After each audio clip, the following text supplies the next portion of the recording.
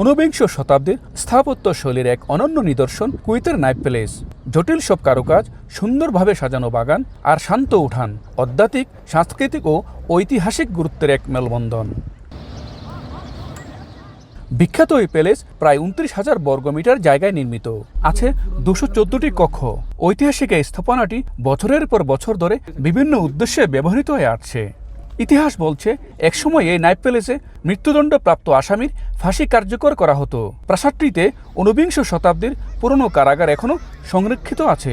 আমি দীর্ঘ আজকে প্রায় ৩২-৩৩ বছর আসলে কোনো সময় আসা হয়নি। এদের কালচার ঐতিহ্যগুলো দেখে আমার খুব ভালো লাগলো। কামান দেখে তো বলার মতো না লাগলো, আমি যেমন উসমানীয় সালতানাতে চলে গেছি। নাইফ প্রাসাদ শুধু একটি স্থাপত্য শিল্পের নিদর্শন নয়, এটি কুয়েতের ঐতিহ্য এবং সাংস্কৃতিক জীবনের প্রতিচ্ছবি। বর্তমানে এটি পর্যটন কেন্দ্র হিসেবে পরিচিত। প্রতি রমজান মাসে এর প্রবেশদ্বার খুলে দেওয়া হয় জনসাধারণের জন্য।